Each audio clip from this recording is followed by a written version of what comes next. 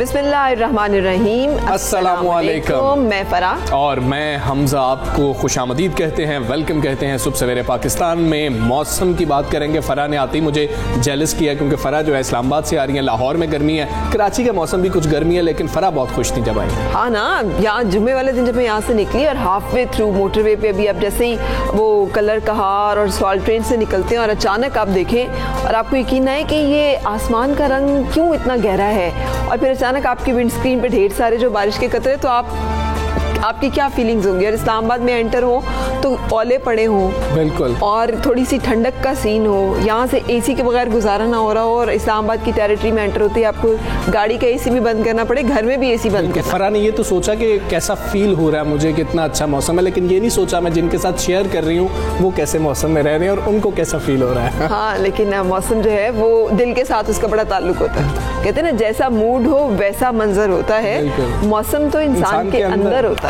सो अंदर का मौसम जो है वो अच्छा रहना ज़रूरी है आप सबका। लेट्स होप एंड विश के ये जो चेंज हो रहा है, वैसे हम सबको अब नज़र आ रहा है कि मौसम में तब्दीली हो रही है। अच्छा हमसा, एक जो आज इम्पॉर्टेंट डे है वो है मालूमात में रसाई का दिन।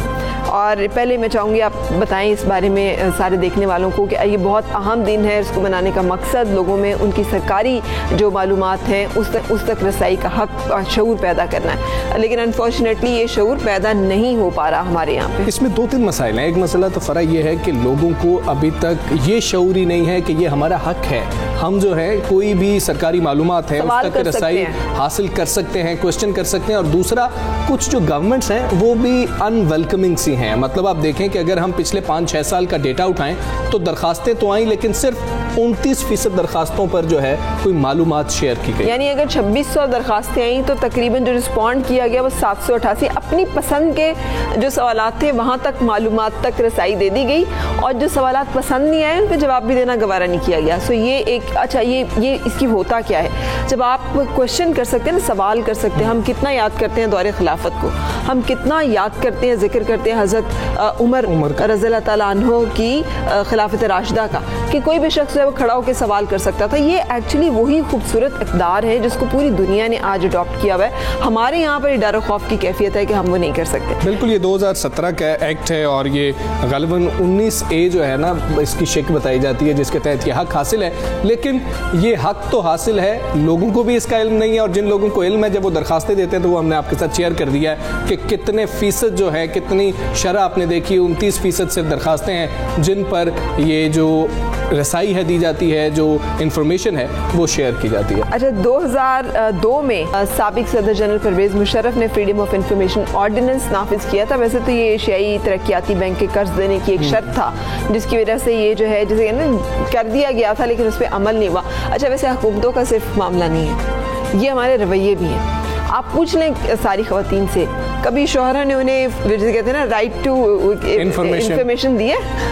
उनसे पूछती रहे कि कितने पैसे हैं टोटल, आपकी सैलरी कभी नहीं पता चलेगा। उनसे पूछते रहे कि मोबाइल का कोड क्या है, वो नहीं पता चलेगा। छोटी सरकार तो फिर घर में भी मौजूद है ना, कि अगर बड़ी सरकार सिर्फ जो 29% दे रही है तो छोटी सरकार 29% से ज्यादा ही दे रही होती है। ये जो रवैया है ना, ये रिफ्लेक्ट करता है फिर हर जगह पे हमें दिखाई देता है। जो बंदा ट्रांसपेरेंट होता है वो इन्फॉर्मेशन शेयर करता है, उसे किसी चीज़ का डर नहीं होता, वो ओपन होता है और वो वेलकमिंग भी। बात किसी और तरफ जा रही है, टॉप स्टोरीज की जानिब चलते हैं। अपोजिशन जमातों ने गिलगित बल्तिस्तान के इंतखाबात पर सियासत शुरू कर दी। पीपल्स पार्टी, नून लीग और JUI फे का स्पीकर के इजलास में शिरकत से इनकार। तीसरे मरहले में प्राइमरी स्कूल 30 सितंबर से खोलने का इम्कान। बलूचिस्तान हुकूमत ने प्राइमरी स्कूल मजीद 15 दिन बंद रखने का फैसला कर लिया। कर्ज प्रोग्राम जारी रखने के लिए IMF की कड़ी शराइत। बिजली, गैस समेत यूटिलिटी स्टोर्स के लिए सब्सिडी खत्म करने का मुतालबा।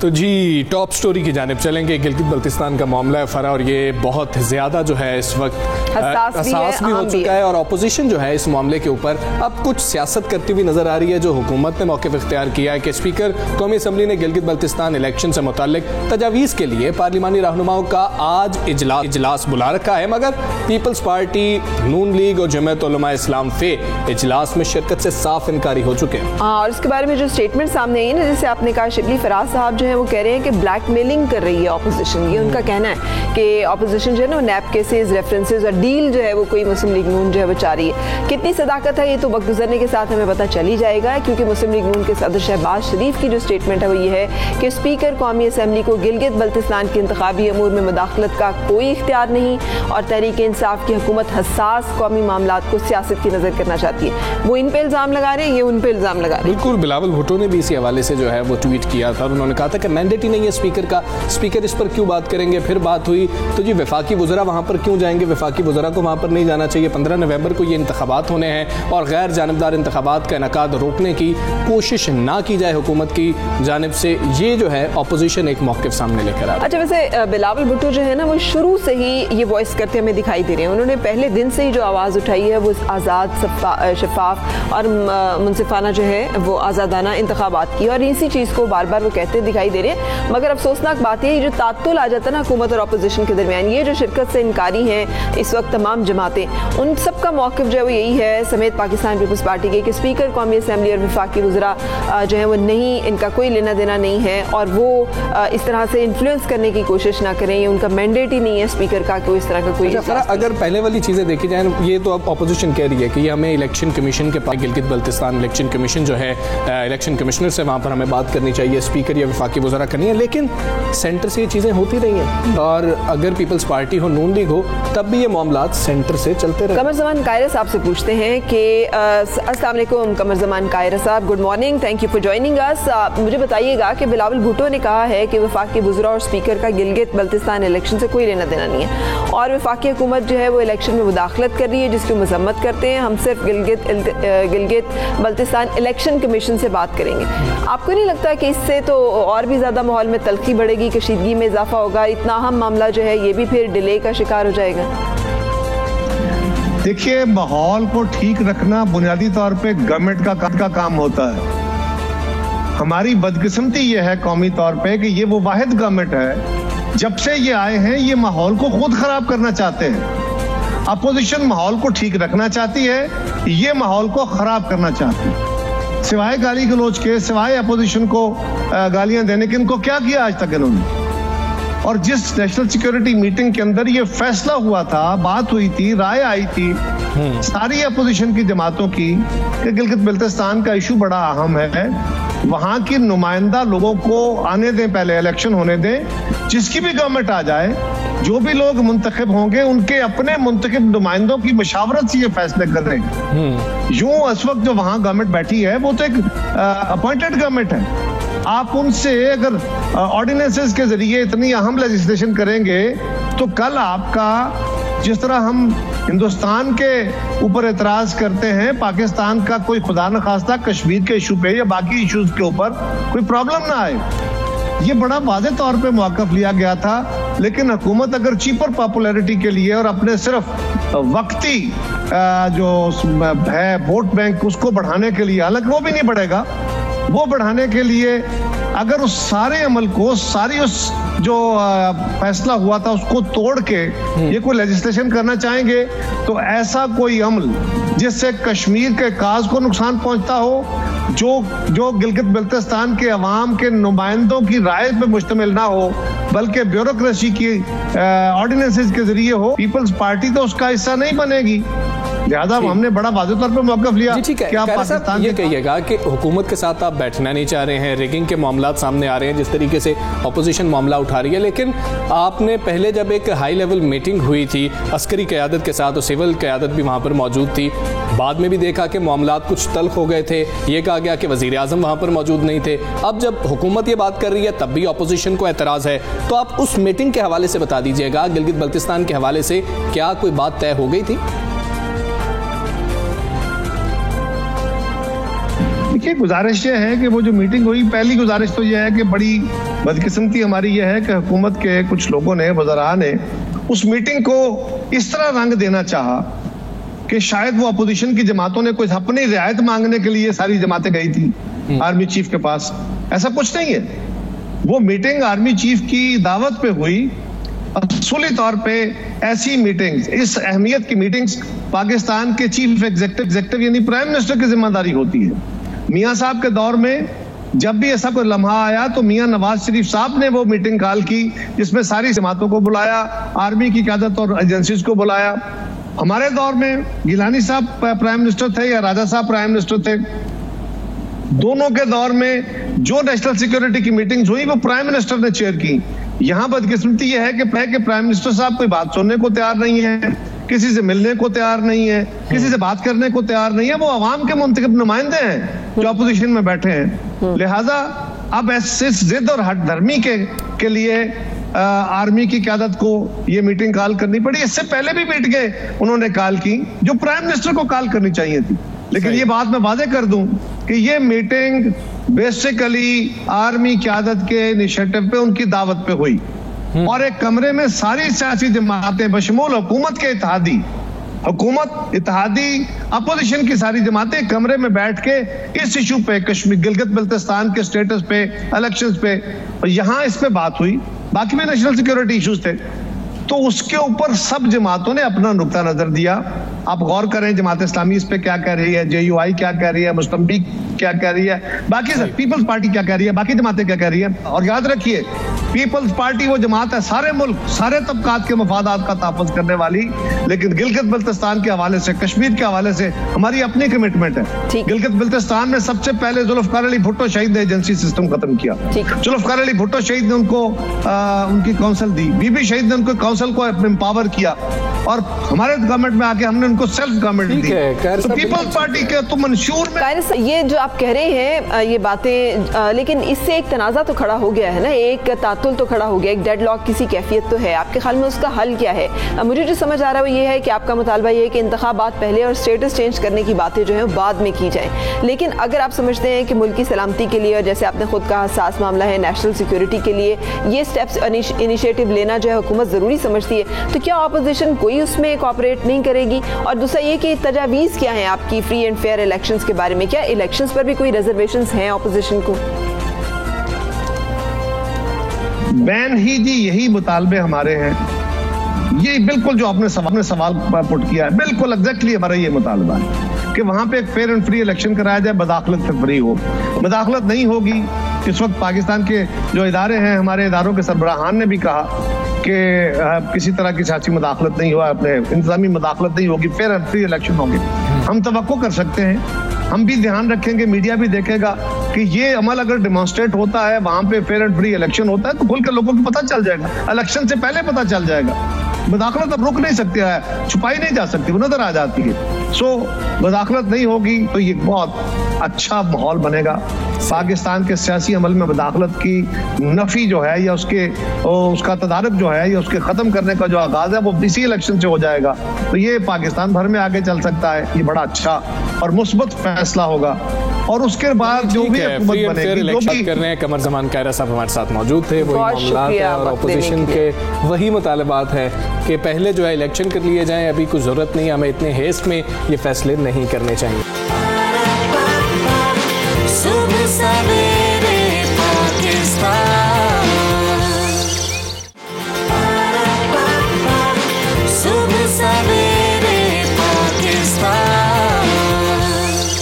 अगली स्टोरी की तरफ मूव करेंगे और ये स्टोरी नहीं है, हमारी ज़िंदगियों से जुड़ी हुई वो स्टोरी है जो कि इससे हमारी ज़िंदगी का रुख पलट के रख दिया है। आपको मालूम है कि आज सिंध ने तो स्कूल खोल दिए हैं, जो दूसरा मरहला था जिसमें उन्होंने थोड़ा सा टाइम लिया था।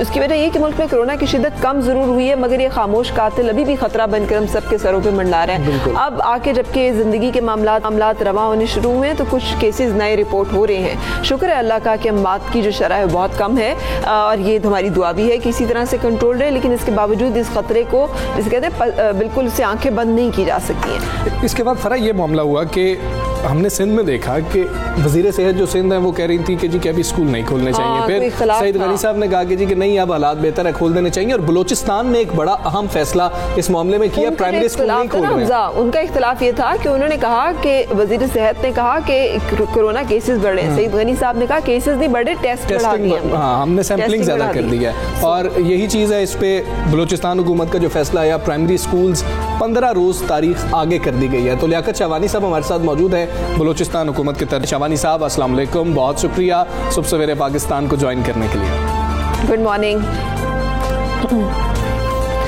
शाहवानी साहब फरमाइएगा कि स्कूल खोलने का ये जो तीसरा मरहला है, इसके लिए हुकूमत की क्या तैयारी है, क्योंकि छोटे बच्चे जो हैं उनके लिए तो SOPs पे अमल कराना मुमकिन नहीं, और ये डिले करने की वजूहात के बारे में भी ज़रा बता दीजिएगा। जी, डिले करने का जो हमारा तजवीज़ है वो इन्हीं छोटे बच्चों को कोरोना से बचाव के लिए है। तीसरे मरहले में 12,218 प्राइमरी स्कूल बलूचिस्तान में खुलने थे, लेकिन बलूचिस्तान गवर्नमेंट ने फैसला किया कि NCOC के प्लेटफॉर्म पे हम ये प्रपोज करेंगे कि बलूचिस्तान में फर्दर 15 डेज इसको डिले किया जाए। आज NCOC की मीटिंग अभी एक घंटे बाद शुरू होगी और उसमें हम ये प्रपोज करेंगे और उस फोरम पे लेट्स सी कि क्या डिसाइड होता है, क्योंकि अब तक 12 दिनों में जितने हमारे तालीमी इदारे खुले उनमें जो हमने टेस्ट कंडक्ट किए उनमें 500 के करीब केसेस वो पॉजिटिव आ गए हैं। और हमें लगता है कि अगर 12,218 प्राइमरी स्कूल खोल दिए जाते हैं, ऑलमोस्ट इतने ही केसेस वहां भी सामने आएंगे। एक तो यह है कि पिछले महीने के मुकाबले में बलूचिस्तान में सितंबर में 3 गुना कोविड के केसेस में इजाफा हुआ है। 2,526 केसेस 27 रोज में हो गए, जबकि पिछले महीने इन्हीं दिनों सिर्फ 923 केसेस थे। अलगर्ज के इस दफा हमने टेस्ट भी ज्यादा कंडक्ट किए, लेकिन केसेस बढ़ रहे हैं। दूसरा यह है कि बैनुल अक़वामी दुनिया में जो एक्सपर्ट्स बैठे हैं वो ये बता रहे हैं कि विंटर्स में कोविड के केसेस में इजाफा हो सकता है, लिहाजा हमारा विंटर जो है वो शुरू होने को है। और इसी को पेश नजर रखते हुए हम ये देख रहे हैं कि अगला 15 दिन अगर ये डिले हो जाते हैं प्राइमरी स्कूल रीओपनिंग, तो कम से कम हमें जो एक ट्रेजेक्ट्री है उस पर भी हमारी नजर होगी, और उसके बाद फिर जाके अगर हम स्कूल खोल लेते हैं, फिर छोटे बच्चे जो है ज्यादा वल्नरेबल भी हैं कोविड पे, तो ये वो सूरत हाल है कि जिसकी वजह से हम आज प्रपोज कर रहे हैं और आज फैसला होगा हमारा। बिल्कुल सही, बिल्कुल। कितने आप होपफुल हैं इससे कि वफाकी हुकूमत का एक बड़ा सख्त मौक़िफ़ भी है। शफकत महमूद साहब कहते हैं तालीम का बहुत नुकसान हो गया और हमें ज़िंदगी को वापस नॉर्मल की तरफ लेके जाना ही है। सिंध ने भी एक हफ्ता डिले किया है, लेकिन उन्होंने भी आज जो है वो खोल दिए स्कूल। जो आप फैक्ट्स एंड फिगर्स कह रहे हैं वो वाकई बहुत तशवीशनाक है। तो आप समझते हैं कि आप कामयाब होंगे इसको कन्विंस करने में कि यहाँ पे स्कूल देर से खोले जाएं? और क्या फिर बलूचिस्तान की एग्जाम्पल लेके बाकी सूबे भी नहीं कहेंगे कि हमें भी फिर हमारे भी अगर केसेस बढ़ रहे हैं तो स्कूल बंद कर दिए जाए? देखिए, बलूचिस्तान जो है सबसे पहले लॉकडाउन का फैसला हमने और सिंध ने किया था। तालीमी इदारे सबसे पहले बंद करने का फैसला बलूचिस्तान ने किया था। अब भी सबसे ज्यादा हमारी ये ख्वाहिश है कि तालीमी इदारे खुले रहें और तालीम का सिलसिला जारी रहे, बच्चों के तालीमी साल ज़ाया ना हो। और बलूचिस्तान गवर्नमेंट ने जो इतनी बड़ी हमने एजुकेशन की एलोकेशन की है, जो बच्चियाँ हैं उनके लिए 500 रुपया मंथली हर मंथ स्कॉलरशिप का भी हमने प्रपोज किया है। उनको ये सहूलियात फराम करेंगे, नए स्कूल तालीमी इदारे बना रहे हैं। हमारे भी ख्वाब हैं, हमारी भी ख्वाहिश है, वज़ीर आला बलूचिस्तान जाम कमाल साहब का भी विजन है कि तालीमी तेजी से बलूचिस्तान में बढ़े, प्रमोट हो। लेकिन यह है कि तालीम सेहत और ज़िंदगी के साथ अब भी जिन जिन तालीमी इदारों में केसेस सामने आए, फौरी तौर पे हमने तो पहले उनको बंद किया, फिर बाद में ये तय किया गया कि जहाँ जहाँ जिन स्कूल्स या कॉलेजेस में या यूनिवर्सिटी में केसेस सामने आएंगे तो जिनके केसेस पॉजिटिव होंगे उन्हें क्वारंटाइन में रखा जाएगा। जब केसेस उनके वापस नेगेटिव रिपोर्ट हो जाएंगे वापस रिज्वाइन करेंगे। जी ठीक है शाहवानी साहब, जो NCOC की मीटिंग है आप तो फैसला कर चुके कि 15 दिन आगे कर दिए जाएंगे, प्राइमरी स्कूल नहीं खोले जाएंगे, तो क्या वफाक ने आपसे कोई रब्ता किया है कि रीस्केड्यूल कर लिया जाए या रिविजिट करें आप इसको मामले को जो आपने फैसला कर लिया है, या फिर वफाक मुतमईन है जो आपने फैसला किया? फैसला आज होना है NCOC की मीटिंग में। हमने फैसला नहीं किया था, हमने प्रपोज किया है कि हम NCOC के प्लेटफॉर्म पे फर्दर 15 डेज डिले का हम प्रपोज करेंगे और फिर मिल बैठकर इस पे मुशावरत करेंगे, फैसला करेंगे। यही वजह है कि हमने अब तक ये फैसला नहीं किया कि आया हम थर्ड फेज का में प्राइमरी स्कूल खोल रहे हैं या नहीं खोल रहे, उसका फैसला आज होना है। शावानी साहब, ये भी फरमाइएगा सर। जी बिल्कुल ठीक है, आपकी बात समझ आ गई। एक बात और भी बताइएगा, बलूचिस्तान के स्टूडेंट्स हैं खास तौर पे ऑनलाइन क्लासेस की बड़ी शिकायत करते रहे, क्योंकि वहाँ पे डेटा भी नहीं है, इंटरनेट भी नहीं है। अब अगर स्कूल्स और यूनिवर्सिटीज़ जब नहीं, यूनिवर्सिटीज़ तो ऑपरेशनल होगी हैं, लेकिन स्कूल्स अगर नहीं खुलते और बच्चों का नुकसान होता है पढ़ाई का, तो उसके लिए भी क्या कोई स्ट्रैटेजी, कुछ उस मामला पे भी गौर किया जा रहा है कि फिर उनका तालीमी तातुल जो है, जो नुकसान हो रहा है वो ना हो उतना ज़्यादा? देखिए, ऑनलाइन क्लासेस हमने तजर्बा करके देख लिया। बलूचिस्तान के 80% ऑलमोस्ट एरिया में इंटरनेट ही नहीं है, तो ऑनलाइन क्लासेस होंगे कैसे? उसके तो इम्कानात बहुत कम है। अब विंटर में भी हम प्लान कर रहे हैं कि अगर स्कूल खुल जाते हैं, सर्दियों की छुट्टियां ना हो, लेकिन उसमें भी एक इशू सामने आएगा। बहुत सारे सर्द इलाकों में, दूर दराज एरियाज में हीटर की सहूलियात फराम करना, बहुत एरियाज में गैस ही नहीं है, वहाँ पर कैसे हम स्टूडेंट्स को जो है हीटर की सहूलत फराम करेंगे? तो बलूचिस्तान में इस तरह के इश्यूज बहुत हैं। अब भी हमने ये प्लान किया था कि विंटर तक जो है 2.5 माह का एक स्केजुअल हमने प्लान किया था स्टूडेंट्स के लिए। उसमें भी जो प्राइमरी स्कूल है खसूसन, उसके 15 दिन तो ऑलरेडी ज़ाया हो चुके। अब मजीद हम यही सोच रहे हैं कि 15 दिन मजीद अगर उनको डिले कर दिया जाए, तो इसका मतलब है फिर ये तालीमी साल जो है वो काफ़ी कन्फ्यूजन का शिकार होगा। लेकिन जो मजबूरी की सूरत हाल है, ये एक पसंदीदा फैसला नहीं है ना। लॉकडाउन एक पसंदीदा फैसला रहा है हमारे लिए, न तालीमी इदारे बंद करना कोई पसंदीदा फैसला रहा है। बच्चों के लिए पब्लिक के सेहत को मद्देनजर मौजूद है, एक कंसर्न बहुत बड़ा है, मतलब जान से बढ़कर कोई चीज़ नहीं है। जैसे आप लोग सब सुन रहे हैं, अगर बलूचिस्तान में सूरत हाल है तो बलूचिस्तान जाहिर है पाकिस्तान का एक सूबा है।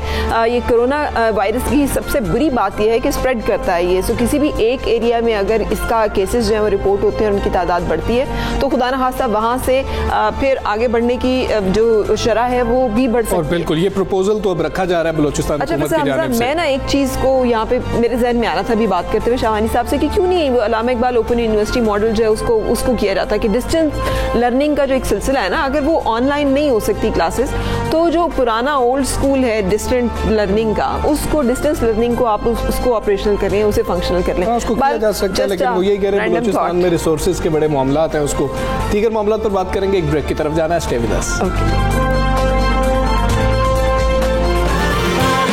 सुबह सवेरे पाकिस्तान, सुबह सवेरे पाकिस्तान।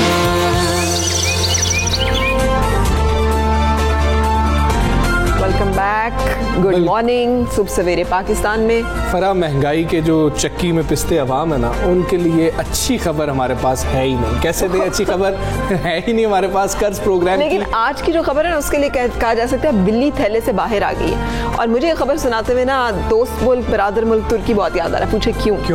क्योंकि पिछले दिनों एक खबर मैंने पढ़ी थी कि उन्होंने अपने जितने एक बैरूनी कर्जा जाते हैं उनसे निजात हासिल कर ली। खासतौर पे IMF के जो कर्जे थे ना, वो सारे उन्होंने उतार दिए। और जिसे कहते हैं ना कि कर्ज इंसान जब भी लेता है तो उसके कोई ना कोई साइड इफेक्ट्स जरूर होते हैं। सो ये साइड इफेक्ट्स हैं जो कि इस वक्त हम आपके साथ जिक्र कर रहे हैं। हाँ। कर्ज प्रोग्राम की ये तीसरी किस्त है और देने के लिए IMF ने मजीद कड़ी शराइत रख दी हैं। बिजली और गैस समेत यूटिलिटी स्टोर्स के लिए सब्सिडी ये जो मैं कह रही थी ना, बिल्ली थैले से बाहर आ गई, क्योंकि आपको याद होगा जुम्मे वाले दिन हम सब इस बात पे हैरान परेशान थे कि हुकूमत ने तो सब्सिडी देने का ऐलान किया था यूटिलिटी स्टोर्स को, जैसे जो पैसे मुख्तस किए गए थे उसके लिए वो 3 अरब रुपए थे। लेकिन फिर अचानक कैसे कीमतें जो है वो बढ़ गई, तो अब पता चला 22 अशिया महंगी हुई, बिजली की कीमत भी बढ़ गई और गैस की भी बढ़ रही है। जैसे पिछले हम काफ़ी अरसे से देख रहे हैं, तवातर के साथ बढ़ती चली जा रही है।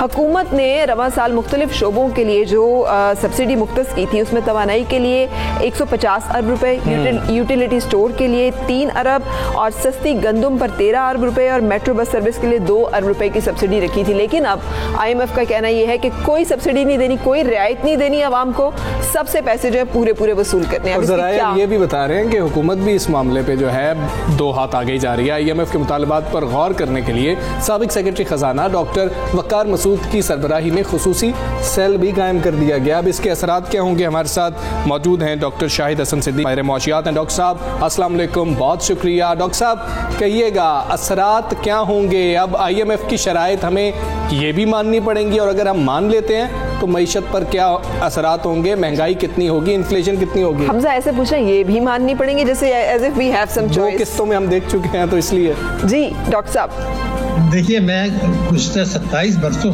से जब मैं बाहर से आया हूँ, ये IMF के डॉक्यूमेंट्स और सारी चीज़ें बहुत बारीकी से देख रहा हूँ। सही। मैं आपको बिल्कुल यकीन दिलाता हूँ कि ये IMF की शराइत नहीं है। IMF ने तो ये कहा था कि आप बजट खसारा कम करें। हुकूमत पाकिस्तान ने उनसे ये कहा कि जी बजट खसारा कम करने के लिए हर किस्म की आमदनी पर टैक्स लगाना पड़ेगा, कुछ शाना अखराजात कम करने पड़ेंगे, जिसके लिए हमारे लिए मुश्किल है, सियासी तौर पर ये मुमकिन नहीं है। मैं आपसे जो आपके प्रोग्राम देख रहे हैं उनको ये दावत दूंगा कि लेटर ऑफ इंटेंट जो हुकूमत पाकिस्तान ने भेजा है IMF को, उसमें देख लें। उसमें ये कहा है कि हम, यानी ये कर्जा मिलने से पहले की बात है, उस खत में ये लिखा है कि हम लोगों से ज़र आनत वापस लेंगे। दूसरा, अगर आप बजट तकरीर देखें जो पूरे पाकिस्तान में नशर हुई थी, अखबारात में अभी आई है, उस IMF का कर्जा मंजूर हुआ जुलाई में। बजट तकरीर में ये कहा गया, जैसे अभी आपने हवाला दिया, कि हम ज़र आनत में जो है 141 अरब रुपए की कमी करेंगे। तो सवाल ये पैदा होता है, ये तो आपने इसलिए किया है कि आप हर किस्म की आमदनी पर टैक्स नहीं लगाना चाहते, शाना अखराजात रोकना नहीं चाहते, और ये जो ज़र आनत होती है इसको भी समझने की जरूरत है। हुकूमत कोई ज़र आनत नहीं देती। एक्चुअली GST और जो दूसरे टैक्सेस लेते हैं, लाइन लॉसेस होते हैं बिजली के, पेट्रोल जो से बिजली बलती है उसमें पेट्रोलियम लेवी लेते हैं 30 रुपया और 17% GST लेते हैं। तो ये जो कॉस्ट ऑफ प्रोडक्शन होती है उसमें से एक हिस्सा सर्कुलर डेट में जाता है, जो अल्टीमेटली कई सौ अरब रुपए है, आपको पता है 1400-1500 अरब रुपए है, वो भी अवाम ने देना है। और ये सब्सिडी जो लाइन लॉसेस वगैरह हैं उसका एक हिस्सा वापस किया है। तो इस चीज को बिल्कुल समझने की जरूरत है कि ये हुकूमतें तासुर देती हैं, ये हुकूमत नहीं, पिछली तमाम हुकूमतें। लेकिन डॉक्टर साहब जो आप फरमा रहे हैं सर, उसके मुताबिक ये है कि हुकूमत की जो टैक्स कलेक्शन में नाकामी है उसका मलबा अवाम पर बढ़ती हुई महंगाई की सूरत में डाला जा रहा है, यानी इसका मतलब तो जी मैं कतई कोई शुबा नहीं, मगर मैं ये इजाफा करूंगा कि जो ये मराद देते हैं, बजट डॉक्यूमेंट में ये लिखा है, बजट डॉक्यूमेंट जो 12 जून 2020 को दिया गया है कि हम तो कुछ तबकों को 1400 अरब रुपए की छूट देंगे। 2018 में दी गई थी 541 अरब रुपए, अब क्या आपने 1400 अरब दे दी, तो 1400 अरब की आपने ये छूट दे दी, ये बजट डॉक्यूमेंट में लिखा है। उसके बाद लाइन लॉसेज हो रहे हैं वो आप नहीं रोक पा रहे, ट्रांसमिशन लॉसेज नहीं रोक रहे, शाना अखराजात नहीं रोक रहे, डिस्ट्रीब्यूशन लॉसेज नहीं देख रहे। तो ये जो नुकसानात हैं इसका एक हिस्सा जो है वो बिजली, गैस और पेट्रोल के नर्ख, कुछ तरक्याती अखराजात में कटौती होती है, मैं जिम्मेदारी से आपको बता रहा हूँ, कुछ तालीम के अखराजात में। डॉक्टर साहब आखिर में ये बता दीजिएगा कि हमारे पास बेहतरीन रास्ता क्या है? क्या जो IMF शराइत लगाए मेनोअन उस पर अमल कर लें, या फिर स्ट्रक्चरल रिफॉर्म्स की जाएं? और अगर वो रिफॉर्म्स की जाएं तो वो कहाँ से शुरू की जाएं? क्योंकि कुछ समझ ही नहीं लगती, जो रिफॉर्म करने आता है वो भी नाराज होकर वापस चला जाता है, वो भी लंबी तवील रुखसत पे चला जाता है। बहुत अहम बात है ये। देखिए, मैं आपसे अर्ज कर दूं, 3 बड़ी पार्टियां इस वक्त पाकिस्तान में, तीनों के मंशूर में है, तहरीक इंसाफ, पीपल्स पार्टी और PMLN, के वफाक और सूबे हर किस्म की आमदनी पर टैक्स लगाएंगे। अगर आप ये काम कर लेते हैं तो पाकिस्तान की मईशत के 80% मसाइल हल हो जाएंगे। लेकिन सबके मंशूर में है, सूबे पे भी नहीं लगाते, वफाक भी नहीं लगाते। क्यों? क्योंकि पार्लियामेंट में जो लोग बैठे हैं वो जो माफियाज हैं, जो इलेक्शन पर असरअंदाज होते हैं, ट्रांसपेरेंसी इंटरनेशनल यही लिखा है कि भाई इलेक्शन में अगर पैसा और ताकतवर तबके अगर असरअंदाज हो गए, उन्हीं को आप टिकट देते हैं, जो कर्जे माफ कराते हैं, जो टैक्स चोरी करते हैं, जो कौमी दौलत लूटते हैं, जिनके बाहर खाते हैं, उन्हीं को आप लगाते हैं। जब वो आएंगे तो एक तो हर किस्म की आमदनी पर टैक्स लगाना बुनियादी चीज, दूसरा मईशत को दस्तावेजी बनाना, और तीसरी बात यह कि GST को कम करें जो 17% है। ठीक है डॉक्टर साहब, बहुत शुक्रिया। सुबह सवेरे पाकिस्तान से आप बात कर रहे थे। डॉक्टर साहब सारी गुफ्तगू से ना मुझे वो शेर याद आ गया है। कौन सा शेर? वो क्या है कि आ बुलबुलो गुल मिल के करें आहुजारिया, तू हाय गुल पुकार मैं पुकारूं हाय दिल। तो पाकिस्तानी अवाम का तो ये सीन जो है ये है। सुबह सवेरे पाकिस्तान, सुबह सवेरे पाकिस्तान। अगले एक इशू की तरफ चलते हैं, and this issue is very close to my heart. ये सियासी से ज्यादा ना सोशल इशू ज्यादा बड़ा है। अगर हम इसको सियासी तौर पर लेना तो ये मामला बिल्कुल और तरफ चला जाता है, लेकिन सोशल से ज्यादा ना जो मैं बार बार कहती हूँ ना, वो ये कि रूहानी मसले हैं हमें हमजा हंसने की बात नहीं है। We really need to identify it. हमें अपना जिस्मानी सेहत का ख्याल रखना है, ठीक है। हमें अपनी जज्बाती सेहत का ख्याल रखना है, ठीक है। हमें अपनी जहनी सेहत का ख्याल रखना है, ठीक है। हमें अपनी रूहानी सेहत का भी ख्याल रखना है। ये वो रूहानी बीमारियां हैं जिसमें जो रिफ्लेक्ट करती हैं इस तरह से। अभी पिछले दिनों आपने देखा कि इतनी बड़ी खातून लीडर एक सियासी जमात की रहनुमा है और एक औरत होने के नाते हम सबके लिए काबिल एहतराम है। मरीम नवाज भी अगर एक इज्तिमा में खड़ी हैं तो वहाँ पर भी एक शख्स जो है ना वो कोशिश कर रहा है कि उनको किसी तरह से वो हाथ लगा के देखें, हो रही है और वहाँ पे उसी कोशिश में जो गार्ड कोहनी मारता है तो उनको कोहनी लगती है। अभी कितनी एम्बैरसिंग सिचुएशन है बहसियत कौम हमारे लिए कि यही वो लोग हैं जो कि फिर इनके हाथ, जो इतनी ताकतवर खातून को देखकर भी बाज नहीं आ रहे, अगर इनके हाथ कोई एक मासूम बच्ची लगेगी या कोई एक ऐसी बेबस औरत लगेगी तो उसके साथ क्या सलूक करेंगे। बिल्कुल ऐसी धक्कम पेल नहीं होनी चाहिए हमें। ये जैसे आपने रूहानी बात की, बिल्कुल ये मामला ऐसे ही है कि हमें अपने अंदर देखना होगा कि हमें बिहेव किस सिचुएशन में किस तरीके से करना चाहिए।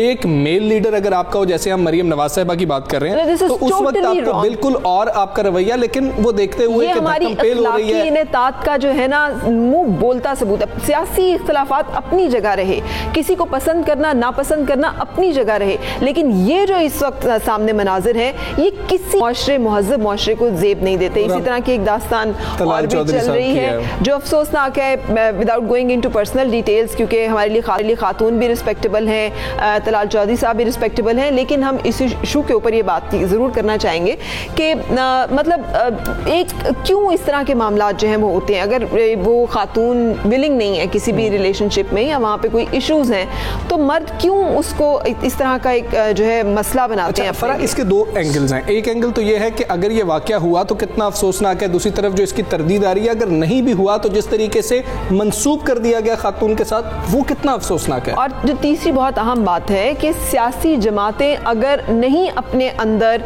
इस तरह के मामलात को चेक एंड बैलेंस में रखेंगी तो वो इन चीज़ों पे लेजिस्लेशन क्या कर पाएंगी। जब उनके अपने नुमाइंदे जो हैं वो इस रवैये का और इस मामले का और इस तरह की सोच के हामिल होंगे तो क्या वो वहाँ बैठकर वो बिल पास कर सकेंगे कि जिसके नतीजे में इस तरह के मामलात करने वाले लोगों को सख्त तरीन सजाएं दी जाएं। वो तो ऑब्वियसली वहाँ पे नरमी का मुजाहरा करेंगे क्योंकि वो तो खुद को बचा रहे होंगे। ये कितने हाई लेवल पे मामला है इसलिए सामने आ गया। ऐसे कितने मामलात हैं जो सामने ही नहीं आते हैं क्योंकि लोगों की जिंदगियों से किसी को कोई मतलब ही नहीं है। लोग हमारे हुक्मरान इंटरेस्ट ही नहीं लेते कि कुछ लॉज इसके मुताबिक बनाए जाए और फिर इम्प्लीमेंटेशन का मामला है। हुक्मरान कौन है? हुक्मरान यही लोग हैं ना। इसलिए तो रेप और ज्यादती के बढ़ते हुए केसेस जो हैं हम जानेंगे नुशाबा मन्नान से, दीनी माहिर नफ्सियात बनते जाएंगे। अस्सलाम वालेकुम नुशाबा, थैंक यू फॉर ज्वाइनिंग। मुझे बताइएगा नुशाबा, ये क्या रवैया है कि आप मतलब है कि खातून को की डिग्निटी, उसके रिस्पेक्ट आप एक इंसान के तौर पे ट्रीट करने से कासिर रहते हैं? ये हमारे कोई समाजी निज़ाम में गड़बड़ है, हमारे घरेलू माहौल का कोई मसला है, या ये इंडिविजुअली हर शख्स क्या कोई अपना कोई क्या किस वजह से ये हो रहा है? बिस्मिल्लाहिर्रहमानिर्रहीम, शुक्रिया फरा आपके मदद करने का। बहुत ही इम्पोर्टेंट टॉपिक है और आजकल तो बस ये ख़वातीन को लेकर, बच्चियों को लेकर जिस किस्म के इश्यूज हम देख रहे हैं। आपने बड़ी अच्छी बात की, स्टार्ट में रूह की बात कर दी।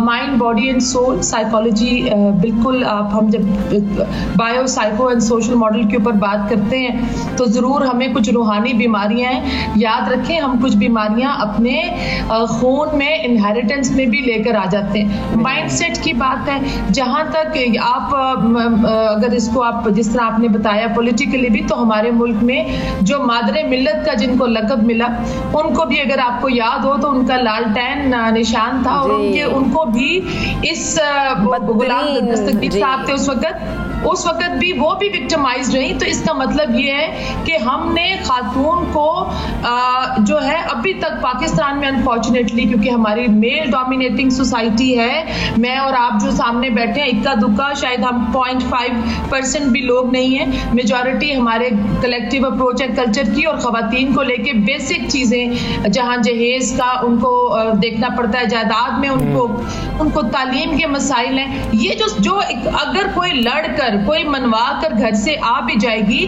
तो फरा वो बता भी नहीं सकती अगर उसके साथ हरास हो रही है। हरासमेंट की भी डेफिनेशंस है। पहले तो वक्तों में आप बाहर निकलते थे, रोल प्ले करते थे, हरास होते थे, अभी तो आपके हाथ में मोबाइल है। शाबा जो मुसलसल कह रहे हैं कि जी खातून बच्चों की, बेटों की, लड़कों की तरबियत भी तो माँ ने करनी होती है ना, तो क्या वहाँ कोई नाकामी है? क्या हम नहीं सिखा पा रहे हैं? देखिए बिल्कुल, मैं आपकी बात से इस चीज के ऊपर बेसिक जो बात है जिधर से हमें स्टार्ट लेना है, वर्क एनवायरनमेंट में आने से पहले हमने हया का जो कॉन्सेप्ट था ना, जब हम शर्म की बात करते हैं, जब हम हया की बात करते हैं, तो इवन हमारी खवातीन, हमारी वालदा जो माएँ भी हैं, वो ज्यादा फोकस बच्चियों के ऊपर कर रही होती हैं कि खानदान की इज्जत, खानदान की जो हया और शर्म, बेटों की तरबियत में मेरे ख्याल में बिल्कुल इसके ऊपर मुझे कोई दूसरी राय नहीं है। मैं इसके ऊपर बड़े अफसोस के साथ कहूंगी कि हमारे मुआशरे में हमारे मर्द के लिए, हमारे जो है उनके लिए बेटी और रिस्पेक्टफुल सिर्फ वही है जो उनके घर के अंदर है, उनकी माँ की शक्ल में, उनकी बहन की शक्ल में और उनकी बेटी की शक्ल में। लेकिन जो बच्चियां बाहर आकर रोल प्ले करना चाहती हैं, बड़े बड़े दावे, हम बातें आकर तो बहुत टीवी में, लेकिन हम खुद, क्योंकि हम खुद रोल प्ले कर रहे हैं सोसाइटी के अंदर, आप समझते नहीं है किसी और हरासमेंट क्या है। आप क्या सजेस्ट करेंगे आप कि क्या फिर कैसे बेहतरी आ सकती है? तो मामला दिन ब दिन इसके लिए पहली बात ये एक बिल्कुल एक कलेक्टिव वेंचर के साथ होगा। खवातीन को इसके अंदर सपोर्ट करना बहुत ज्यादा जरूरी है। जो इस किस्म के ब्लैक शीप्स हैं, सारा मुआशरा गलत नहीं है, मुआशरे में अच्छे लोग भी हैं। सबसे पहले तो घर से अपनी बेटी को हरासमेंट से बचाएं। हमारी बच्चियां घरों में भी, जहां अगर सेक्सुअल हरासमेंट की बात हो रही है, तो ये बचपन से ही, जब खामोशी की माएँ कहती है बस चुप कर जाओ, अगर कुछ हरास बच्ची हो भी गई है या अब्यूज हो गई है घर के अंदर ही, सपोज फैमिली में किसी कजन, चचा, अंकल, हमसाया, तो पेरेंट्स कहते हैं यार चुप कर जाओ, अपनी शर्म और उसकी फैमिली की डिग्निटी, आप उसको बताएं कि how to raise her words. उसके बाद लॉ एनफोर्समेंट, आप ऐसे कहते हैं delay justice is no justice. हमारे पास ऐसे अभी कानूनी लॉज मौजूद है हमारे पास इस किस्म के, जो फौरन आपकी आइडेंटिटी को थोड़ी कॉन्फिडेंशियल रखते हुए आप उनको फौरन जिधर आप अपनी कंप्लेंट रजिस्टर करा सकते हैं, ये ऑनलाइन भी होने चाहिए। इसके लिए कलेक्टिव वेंचर के साथ होना चाहिए। खवातीन को ये भी सजेस्ट कीजिएगा नुशाबा कि ये जो एक कंटिन्यूस ना परपेचुअल मिजरी में है पाकिस्तानी खवातीन, तो हर रोज उसके साथ हो गया, उसके साथ हो गया, उसके साथ हो गया, यहाँ हो गया, वहाँ हो गया, एक इनसिक्योरिटी, एक खौफ, एक मुसलसल दहशत की कैफियत। How to deal with this? जिस औरत ने बाहर निकलना है और उसे काम करना है, उसके पास ऑप्शन नहीं है, वो क्या करे? देखिए अभी तो बहुत मुश्किल हो गया ना। हमारी माओ ने घर में भी उन्होंने रोल प्ले करना है, बाहर भी। सोसाइटी का 51% खवातीन है। जर्मनी की मिसाल आप देखिए, हमारे बाद आजाद हुआ, उसकी औरत उसको ले गई, ऊपर ले गई थी। हमारे यहाँ औरत को उस वक्त देखिए डिप्रेशन, एंजाइटी, जॉब सेटिस्फेक्शन के अंदर, सबसे पहले मेरा रिसर्च हुआ जॉब सेटिस्फेक्शन के अंदर, उस वक्त तक कैसे आप अपना रोल प्ले कर सकते हैं जिस वक्त तक आपको यही नहीं पता कि वो आपको स्टेयर कर रहा है। अगर आप बिल्कुल ठीक है, नुशाबा हमारे साथ मौजूद की तरह बहुत अहम मालूम जो नुशाबा हमारे साथ शेयर कर रही थी, और उन्होंने कहा कि समाजी मामला तो है, घर से ही मामला शुरू होगा और फिर लॉ इन्फोर्समेंट तक जाएगा। इतने ढीठ होते हैं ये स्टॉकर्स और इतने ढीठ होते हैं घूरने वाले। गाड़ी में कभी आपको कोई घूर रहा हो ना और आप उसे इशारा करके पूछे ना क्या है, तो वो इस पे एम्बैरेस नहीं होते, वो आगे से आपसे पूछते हैं हाँ क्या है, तो ये एक जो रवैया है, ये इसे हमें डिस्करेज करने की जरूरत है, हमें इसको बदलने की जरूरत है। बिल्कुल, एक ब्रेक की जानिब चलेंगे और फिर दीगर मामलात पर बात करेंगे।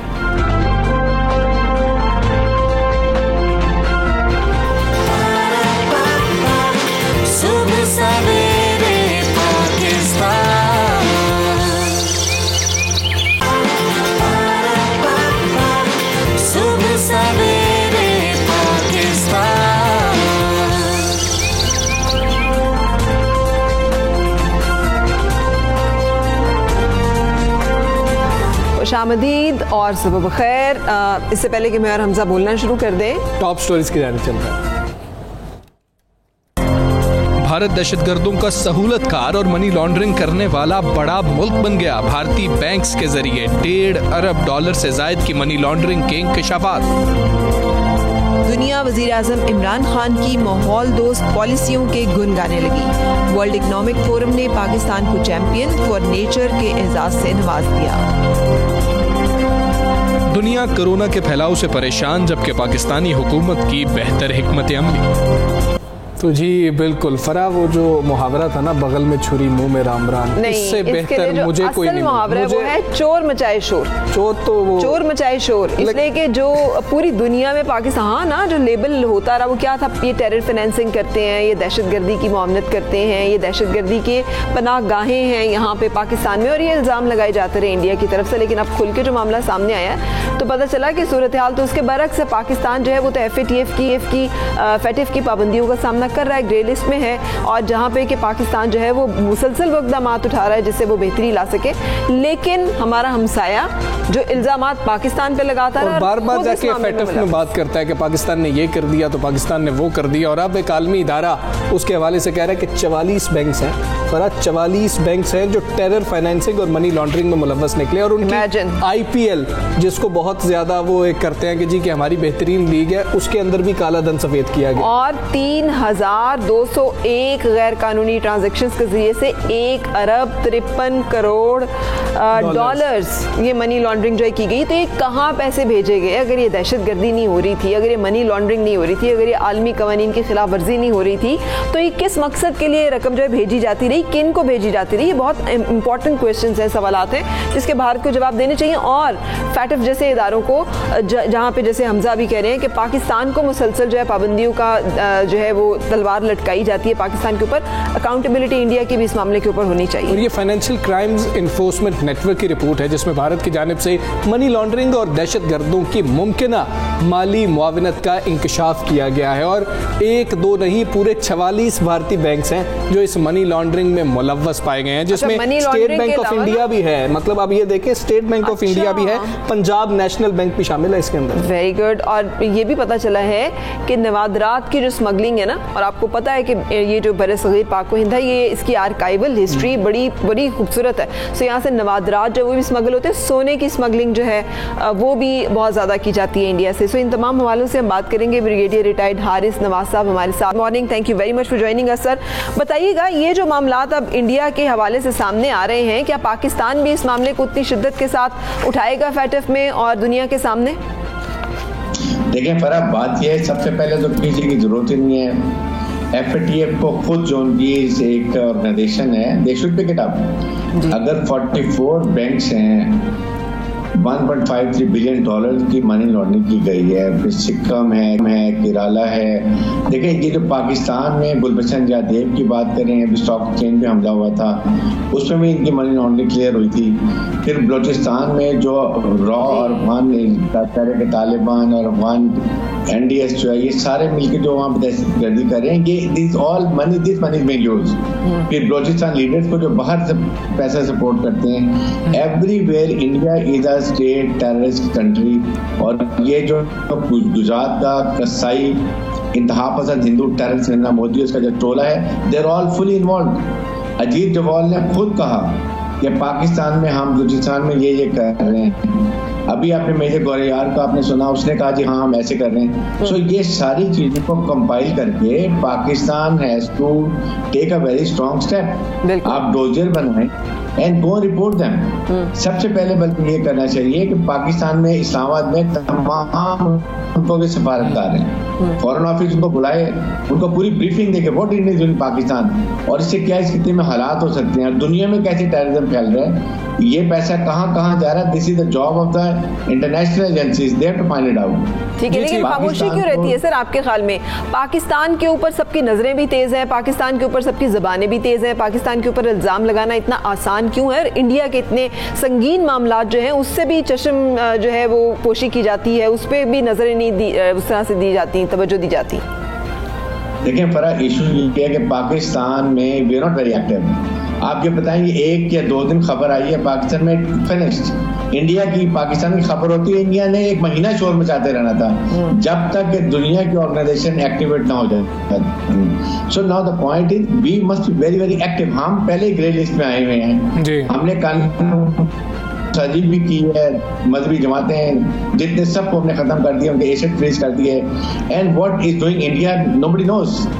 देखिए, ये जो हमारे उर्दू प्रोग्राम है, ये बहुत कम दुनिया में इसका पैगाम जाता है। द इशू इज, आप यूनाइटेड नेशन में एम्बेसडर हैं, आपके यूरोपियन यूनियन में एम्बेसडर हैं, आपके दुनिया में एम्बेसडर हैं। They have to talk to their countries what is happening, what India is doing and what does it mean Pakistan. क्या होगा? आपको लगता है कि फिर सफारतकारी के जरिए से, डिप्लोमेसी के जरिए से ये मसला मुनासिब अंदाज में उठाया जा रहा है और या उठाया जाएगा, और अगर नहीं तो फिर ये तो बहुत बड़ी, जिसे पाकिस्तान के साथ कहना चाहिए ज्यादती है कि पाकिस्तान का मौक़िफ़ जो है वो आलमी सतह पर आलमी बिरादरी में उजागर ना हो सके, तो ये नाकामी फिर किसकी है?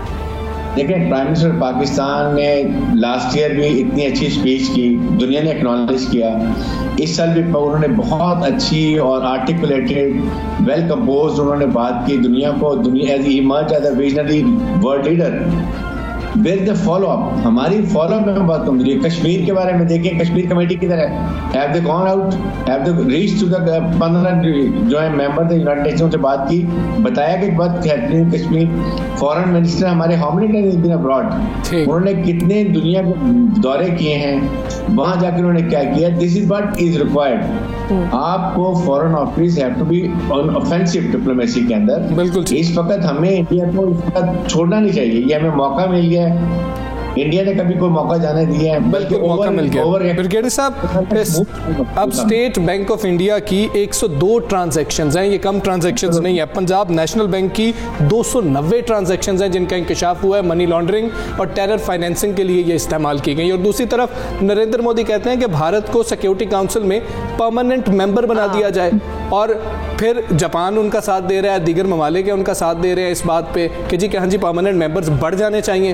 तो पाकिस्तान वहाँ पे क्या फेल कर रहा है? पाकिस्तान को वहाँ पर जाकर क्या करना चाहिए कि भारत इतनी टेरर फाइनेंसिंग कर रहा है फिर भी धड़ल्ले से जाता है और वहाँ जाकर कहता है जी हमको कब तक इंतजार करना होगा?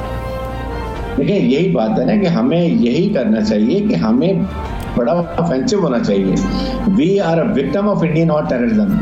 अरे जब बलूचिस्तान में कितने लोग शहीद हो रहे हैं, फाटा में हमारे ऑफिसर्स और ट्रुप्स कितने शहीद हो रहे हैं, and we are accepting everything even to an extent कि हम गुलशन यादेव को भी अगेन एंड अगेन उसकी कहने कि आप आओ, आप आके कौंसिल एक्सेस ले लो, कर लो।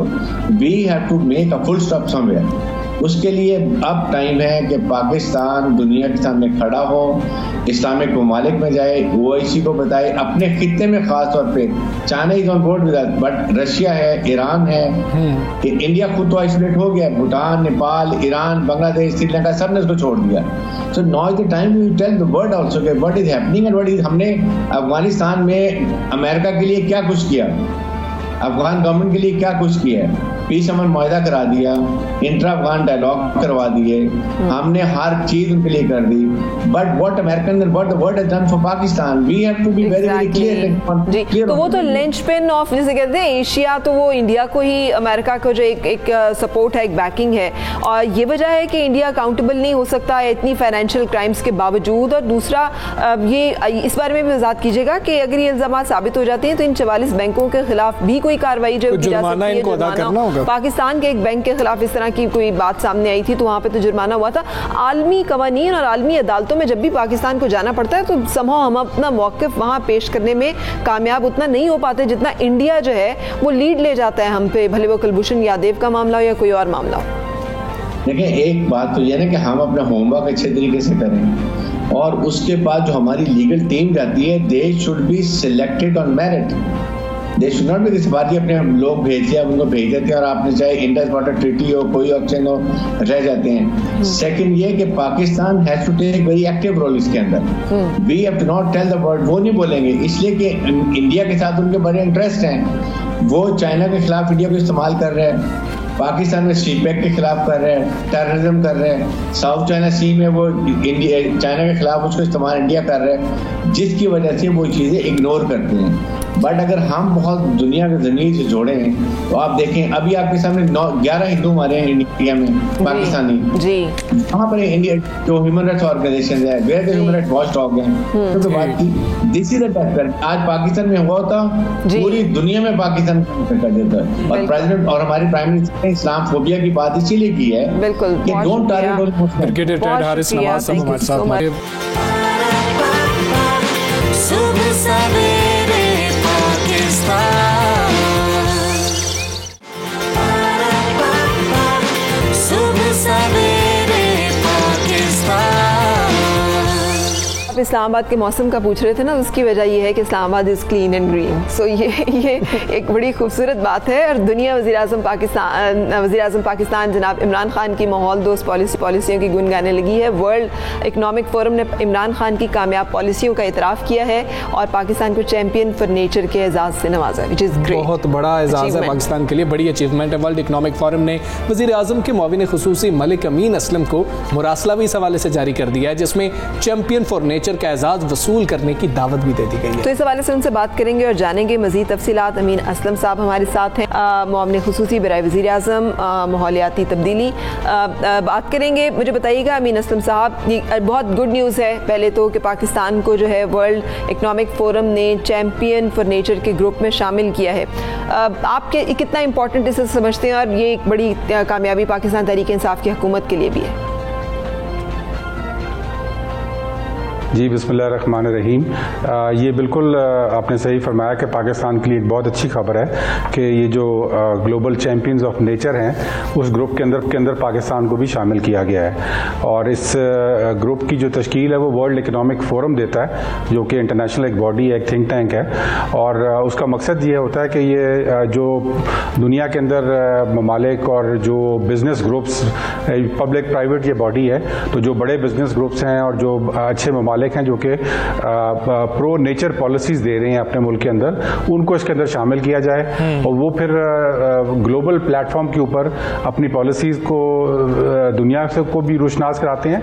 और जो दुनिया में जो लीडिंग एज काम हो रहा है एनवायरनमेंट के अंदर और नेचर के अंदर, उससे मुल्क को भी फायदा होता है। तो ये एक बड़ा अच्छा ग्रुप है और बड़ा प्रेस्टिजियस ग्रुप है जिसमें पाकिस्तान को शामिल किया गया है। इसकी मेन वजह यह है कि हमारे प्राइम मिनिस्टर इमरान खान साहब ने एक बहुत फॉरवर्ड लुकिंग हमारी एक पॉलिसी थी, जो कि कोविड के डिप्रेशन के ज़माने में हमने एक ग्रीन स्टिमुलस को लॉन्च किया था।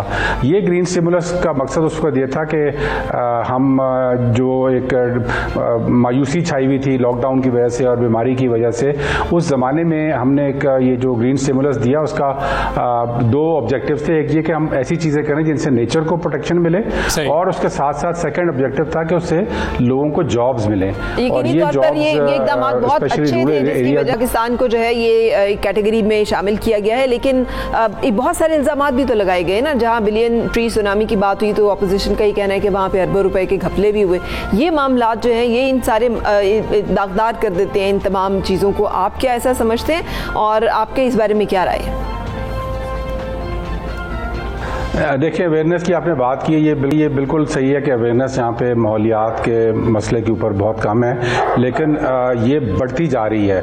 और एक अभी रिसेंटली सर्वे आया था जिसमें हमारी 2015 में अवेयरनेस लेवल वाज अबाउट 30% और विद इन 3 years ये 30 से 80% तक चला गया है। और मैं समझता हूँ इसमें एक बहुत बड़ी वजह हमारे प्राइम मिनिस्टर इमरान खान साहब है, जिन्होंने इस मसले को एक पॉलिटिकल डिस्कोर्स का हिस्सा बनाया है। वो अब जलसों में भी इसकी बात करते हैं, यूएन के फोरम्स पे इसकी बात करते हैं। और ये मसला पाकिस्तान के लिए तो बहुत इंपॉर्टेंट मसला है, क्लाइमेट चेंज का स्पेशली, क्योंकि पाकिस्तान उन 10 ममालिक टॉप 10 ममालिक में शामिल हैं जो कि इससे मुतासर हो रहे हैं। हमारे ग्लेशियर पिघल रहे हैं, हमारी साइक्लोनिक एक्टिविटी जो है वो मुतासर हुई हुई है, हमारी रेनफॉल पैटर्न स्पेशली जो मानसून्स हैं वो हमारे मुतासर हुए हुए हैं। तो ये तमाम जो मसाइल हैं ये इसलिए बहुत ज़्यादा पाकिस्तान के लिए इंपॉर्टेंट है कि इनके सबके इकोनॉमिक इम्प्लीकेशंस हैं। अगर ये मानसून, जिस तरह कराची में अभी आपने देखा मानसून शिफ्ट हुआ है और वो बजाय बे ऑफ बंगाल के आने के पहली बार एक फ्री इवेंट हुआ और वो मानसून डायरेक्टली समुद्र से कराची पे आके मलिक साहब, जिस तरह फरहान ने ये बात की, पूरी दुनिया तो इस बात की तारीफ कर रही है, लेकिन जो बिलियन ट्री सुनामी मंसूबा था उसके ऊपर ऑपोजिशन ने बहुत ज्यादा तनकीद की है। तो ये प्रोजेक्ट हुकूमत के लिए तो बहुत अहम है और फिर सस्टेनेबल डेवलपमेंट गोल के लिए भी हुकूमत का तसलसल बहुत ज्यादा अहम होता है। तो आप लोग, हुकूमत, इस मामले को कैसे देख रहे हैं जो अपोजिशन की जानिब से इल्जामात भी आते हैं? देखिए, मैं इसमें सिर्फ यही कहना चाहूँगा कि हमारी अपोजिशन जो है वो ये बहुत एक नेगेटिव किस्म का रोल है। अपोजिशन का काम होता है कंस्ट्रक्टिव क्रिटिसिज्म करना, कि ऐसी क्रिटिसिज्म जिसका कोई फायदा हो। ये तो वो क्रिटिसिज्म है जो कि पाकिस्तान का नाम ऊपर जा रहा है एक प्रोजेक्ट की वजह से। दुनिया में इस वक्त इसकी पजीराई हो रही है।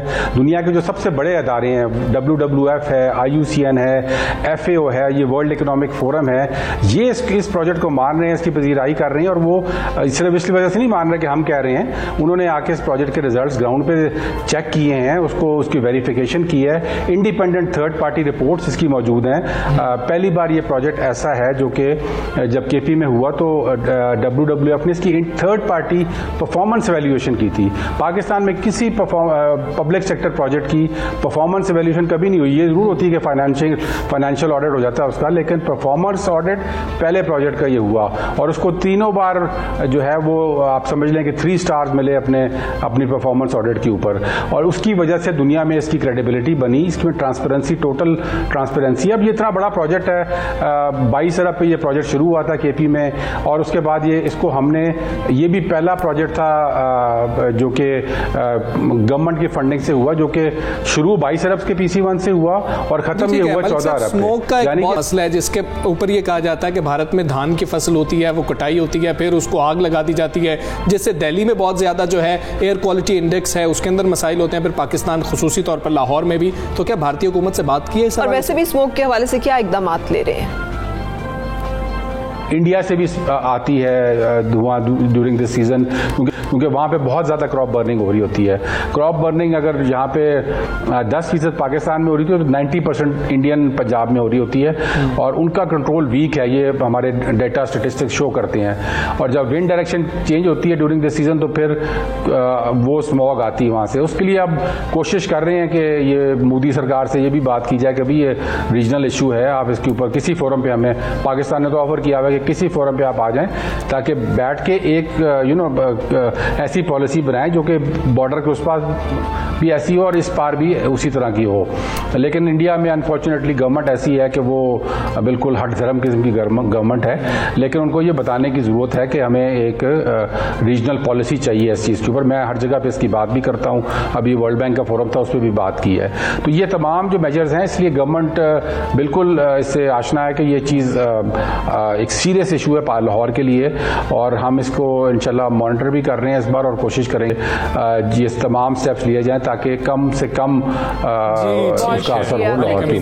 बहुत शुक्रिया आपका हमारे साथ रहने के लिए। बड़ी अनफॉर्चुनेट बात है कि रीजनल पॉलिसी हमारी, सांस तो सबने लेना है ना, हवा तो सबको चाहिए है साफ, और एयर क्वालिटी इंडेक्स और खासतौर पे पंजाब में, लाहौर में इतना ज्यादा मसला बन जाता है। और हर दफा जब यहाँ पे आते हैं ना, नजदीक आते हैं, तब के कुछ हो रहा है या नहीं हो रहा, ये तो बहुत पहले से मुसलसल तालीमी इदारों में छुट्टियां दे दी थी। पिछले साल भी हमने देखा कि नवंबर के अंदर जो है बहुत ज्यादा मसला हो गया था, फिर भट्टों पर जो पाबंदी लगा दी गई, जिगजैग टेक्नोलॉजी थी, अभी तक नहीं हो सकी, अभी तक उसका कोई पता ही नहीं है कि उस पे लाई जा सके। कोरोना की वजह से फिर कहा गया कि जी कि अभी हम फिर इंप्लीमेंट नहीं कर सकते। और भट्टा जो मालिकान, उन्होंने खुद से वॉलंटियरली कहा है कि अच्छा हम इसको बंद रखेंगे कुछ अरसे के लिए, लेकिन वो इंप्लीमेंट कितना होता है नहीं होता उस बारे में कुछ नहीं कहा जा सकता। अच्छा, गुड न्यूज अगेन कि सऊदी वजारत हज और उम्रा ने ज़ायरीन के लिए उम्रा के SOPs जारी कर दिए हैं। जो लोकल्स थे उनके लिए तो अभी पिछले दिनों ही खोल दिया गया था, 4 अक्टूबर से मकामी अफराद के लिए उम्रा अदायगी जो है खोल दिया गया था, और पाकिस्तान समेत बाकी जो तमाम ममालिक हैं वो भी 15 रबीउल अव्वल से। So it's a very very good news पहले ईमान के लिए जो है ना, बहुत अच्छी खबर है। और सब, मैं तो बहुत खुश हूँ इससे, फरा भी बहुत खुश है, हम सारे बहुत खुश हैं, और स्माइल आ गई पहले भी जब हमने ये खबर दी, और अब जब SOPs जारी कर दिए गए हैं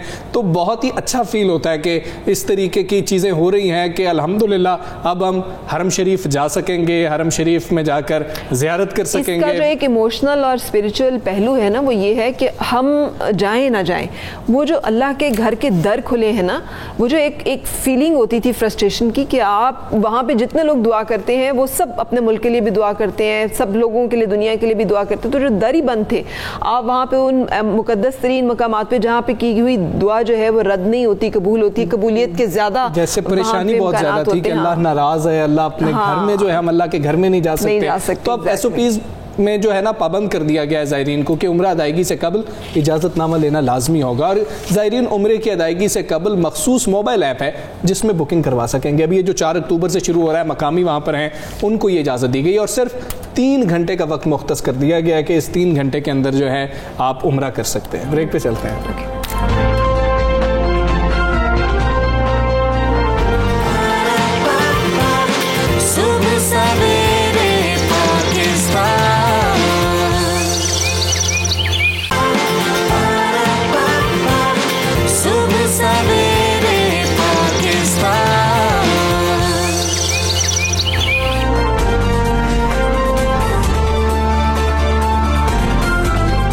मॉर्निंग एंड वेलकम टू सुबह सवेरे पाकिस्तान।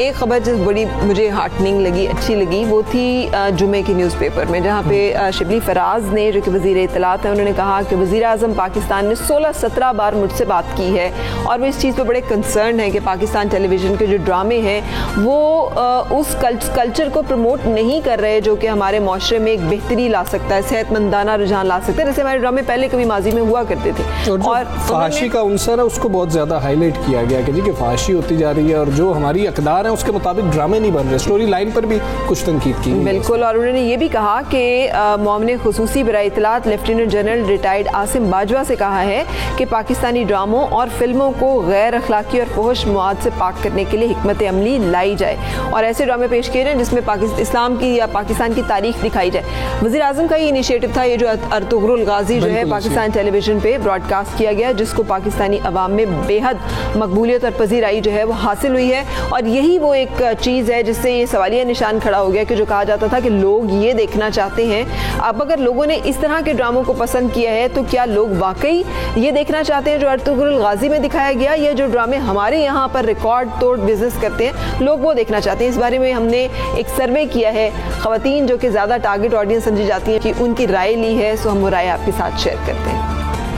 जो ड्रामे लिखता है या जो बनाता है उन्हें चाहिए ऐसे ड्रामे बनाए जो इंसान अपने बच्चों के साथ, अपने माँ बाप के साथ आसानी से देख ले। ऐसे ड्रामे ना बनाए जो माँ बाप या बच्चों के साथ देख के शर्मिंदगी हो और बंद करना पड़े। ग्लैमर ज़्यादा है, मैसेज कम है।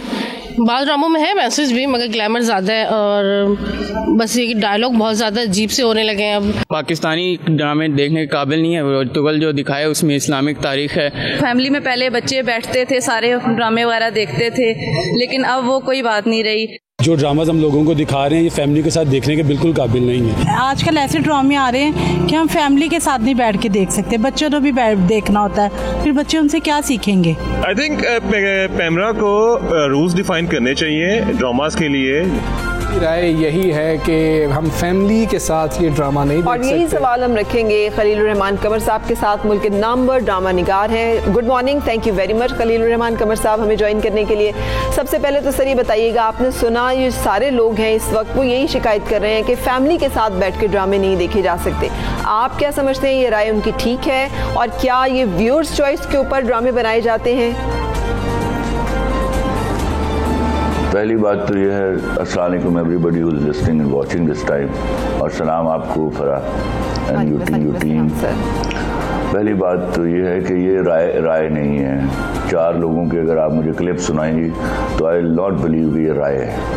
पहली बात समझने की यह है कि 15 सालों से लगातार एक कॉन्स्पिरेसी के तहत, जिसके लिए मैं चीखता रहा कि याद रखिए मेरे मुल्क के साथ ज्यादती हो रही है, कोई इंटरनेशनल कॉन्स्पिरेसी है जिसके ज़रिए मेरे ड्रामे को मौज़ूआत से हटा दिया गया है और ख़ास किस्म के 2 मौजू जो हैं वो अब ज़ेर बहस लाए जाते हैं और इनसे खुदा के वास्ते बच जाइए, वरना हम बहुत बुरे रास्ते पर चलने लगे हैं। लेकिन ये चीख चिंगाड़ मेरी नकार खाने में तूती की आवाज़ बनकर रहेगी। लेकिन यहाँ उसके बावजूद कि मैं I could not change them, मैंने हमेशा अपनी पूरी जान लड़ाई कि मैं किसी की डिक्टेशन पर कभी ड्रामा ना लिखूं और मेरा ड्रामा जब भी आए सोशल सेटअप के लिए मैसेज का बायस बने। और आपको एक बड़ी इंपॉर्टेंट बात बताऊं, यहाँ कोई 2-4 दिन पहले मेरी अमीर जमात इस्लामी सिराजुल हक साहब से मुलाकात थी।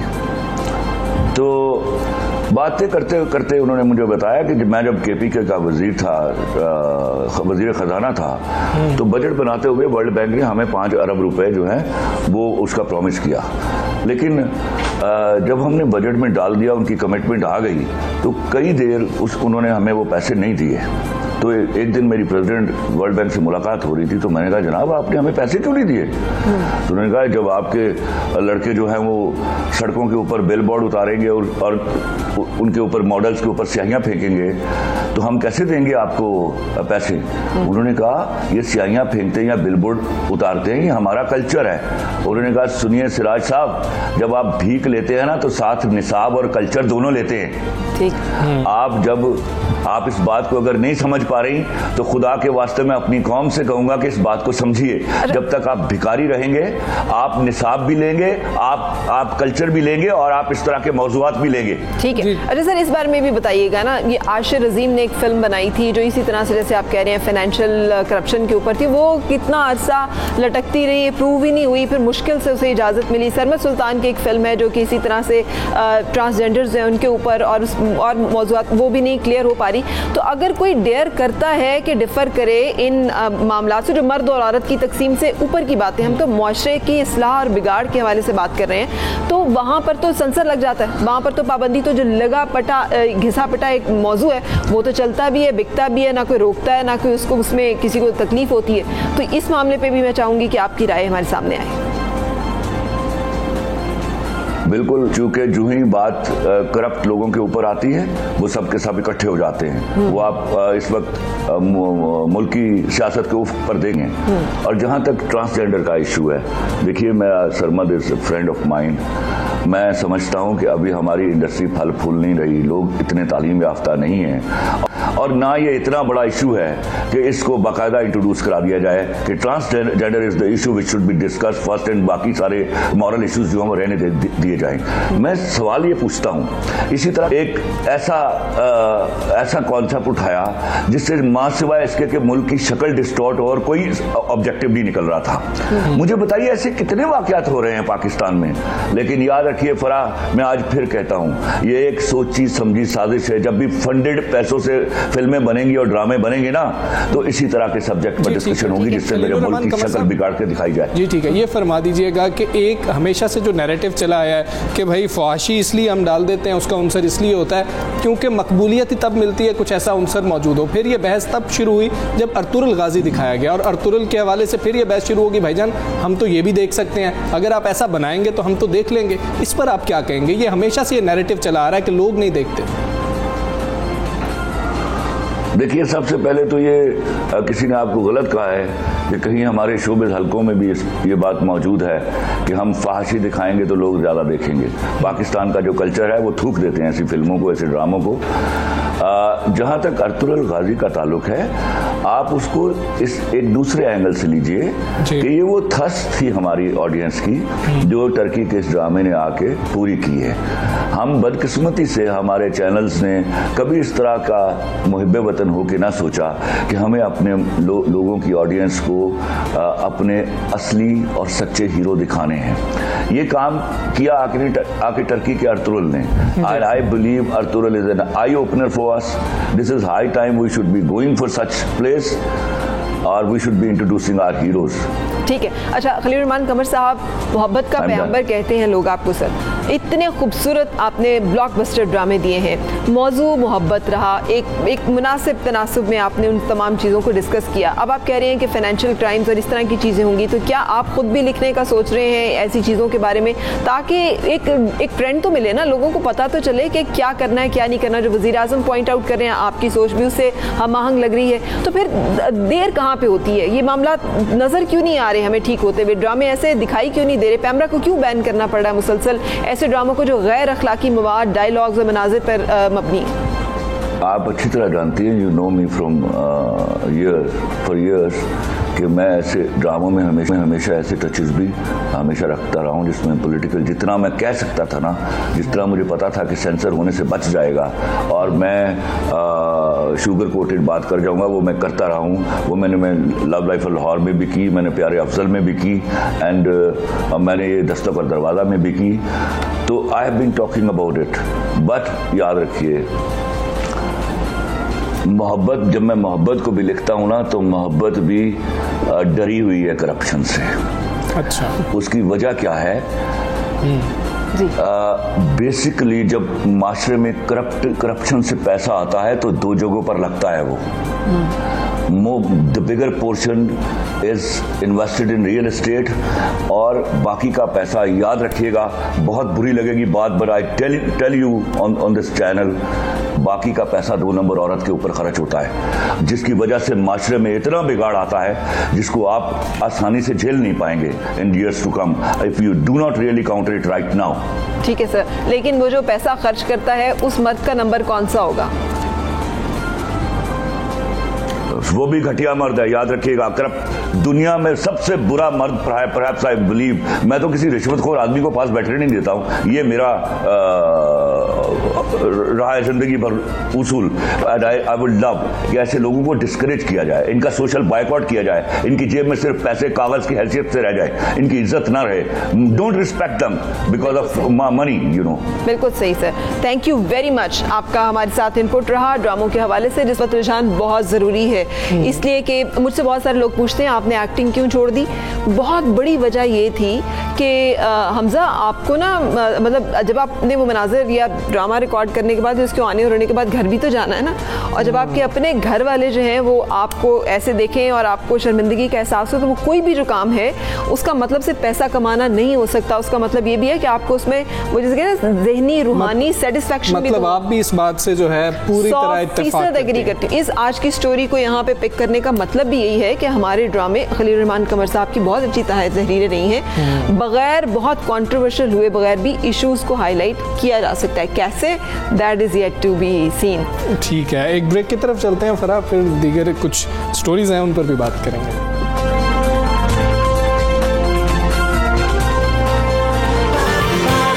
सुबह सवेरे पाकिस्तान,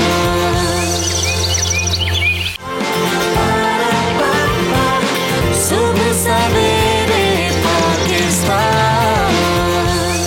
वेलकम बैक सुबह सवेरे पाकिस्तान में। और एक और बहुत अहम हमारा समाजी रवैया वो ये कि हमें कोई अच्छी बात बताई जाए तो भी हमने माननी नहीं होती। सिर्फ अच्छी बात बताई क्या जाए, हुक्म दे दिया जाए अदालत की जानिब से कि भाई पाबंदी लगा दी है, फिर भी हमने नहीं मानना। और ये बात है प्लास्टिक बैग्स को लेके, हम सबको पता चल गया है कि दुनिया में इस वक्त कितनी, और हमारे कराची में अगर गटर उबल पड़े तो उसमें से क्या निकल रहा है, प्लास्टिक की बोतलें निकल रही हैं, शॉपिंग बैग्स निकल रहे हैं। हमें अगर सेहत के बारे में भी बताया जाए कि ये कैंसर समेत बहुत सारी बीमारियों का सबब बनता है तो भी हमने नहीं मानना। अगर ये बताया जाए कि ये डिकम्पोज नहीं होता, ये ज़मीन में चला जाए तो वहाँ जहर आलूदा कर देता है, फसलें नहीं होती, ज़मीन जो है वो पोल्यूट हो जाती है, तो भी हमने नहीं मानना। लाहौर में नालों का मामला हमने उठाया, उसमें भी यही बात सामने आई। इस्लामाबाद का मामला उठाया, फराह बहुत परेशान थी कि इस्लामाबाद जो बिल्कुल साफ सुथरा होता था वहाँ पर भी जो है, लेकिन मैंने देखा कि इस्लामाबाद के जो डीसी हैं उन्होंने बहुत सख्ती से इसे इम्प्लीमेंट करवाया था। इस्लामाबाद में वाकई प्लास्टिक बैग्स जो है उनके इस्तेमाल पे में कमी देखी गई। पूरे पंजाब में पाबंदी लगा दी गई है, लेकिन जो अवामी रवैया है वो क्या है जानेंगे। फातिमा तुज़ाहरा जो है हमारे साथ मौजूद है। जी फातिमा बताइए।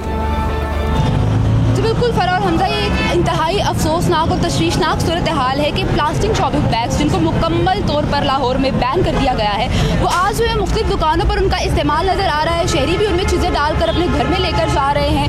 हालांकि हाई कोर्ट की जानिब से ये बात कंफर्म कर दी गई है कि शहर लाहौर में प्लास्टिक बैग्स का इस्तेमाल बिल्कुल भी नहीं होना चाहिए। और क्यों नहीं होना चाहिए? क्योंकि इसके बहुत से नुकसान होते हैं, हमारे माहौलियात पे भी बहुत ज़्यादा इफेक्ट करते हैं प्लास्टिक बैग्स। खास करके जब हम इनको रिसाइकिल करते हैं तो ये कुछ ऐसी गैसों का, ख़तरनाक किस्म की गैसों का अखराज करते हैं जो कि हमारे माहौल के लिए बहुत ज़्यादा नुकसानदेह होते हैं।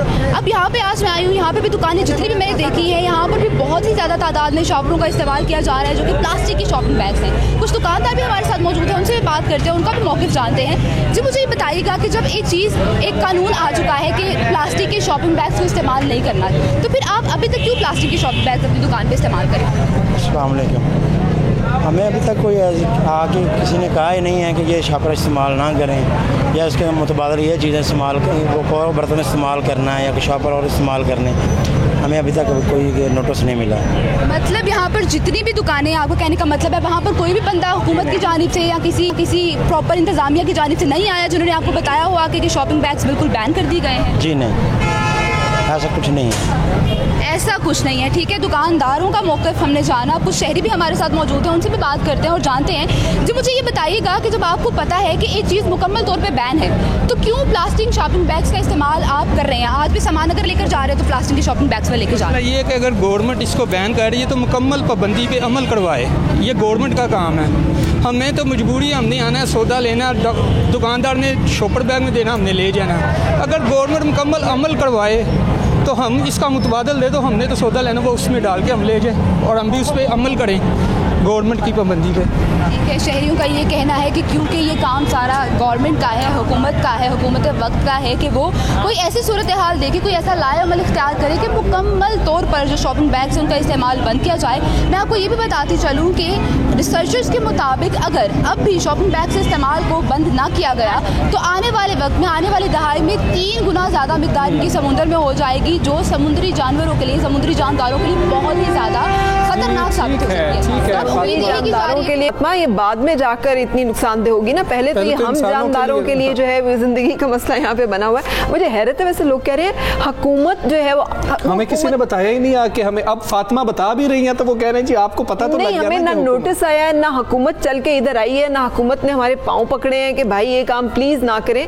ये आपके लिए अच्छा नहीं है, आपकी सेहत के लिए अच्छा ये हुकूमत जो है ये हमारा वो रवैया है, जो ट्रैफिक हो या हमें वार्डन ना नजर आए तो हम समझते हैं कि बस गाड़ी घुसा दो वहां पे, हमें कोई नहीं देख रहा तो बस लाल है, वार्डन नहीं है तो हमने गुजरना, हम जो है वो करेंगे जो हमारी मर्जी है। जब तक हम ये रवैया नहीं बदलेंगे तो हमारी मामला जो है बेहतरी में नहीं आ सकती, उसमें भले वो कोई जिंदगी का मामला हो। Again everything comes back to कि आपकी एक सोशल रिस्पॉन्सिबिलिटी है, एक शहरी जिम्मेदारी है, एक अखलाकी जिम्मेदारी है, एक रूहानी जिम्मेदारी है। We have to fulfil it all. बिल्कुल। और फरा ये जो बड़े स्टोर्स हैं ना, उनकी तो चांदी हो गई है, उन्होंने ये हटा दी है और अब वो साथ ये जो बैग हैं 40 रुपए 60 रुपए 40 60 80 इस तरह से कर रहे हैं। लेकिन खैर ये पाबंदी लग गई है और अब जिन लोगों तक नहीं पहुंचा उन लोगों तक हम ये पैगाम पहुंचा रहे हैं कि इस पे पाबंदी लग गई है, खुदारा इसको तर्क करते हैं। अपनी सेहत के लिए, अपने आने वाली नस्ल की, पाकिस्तान की खूबसूरती के लिए और माहौल के तहफ़्फ़ुज़ के लिए प्लीज़ इन चीज़ों का ख्याल रखिए और अपना ख्याल रखिए। आपसे इजाज़त लेंगे, इंशाल्लाह मुलाकात होगी आपसे कल फिर।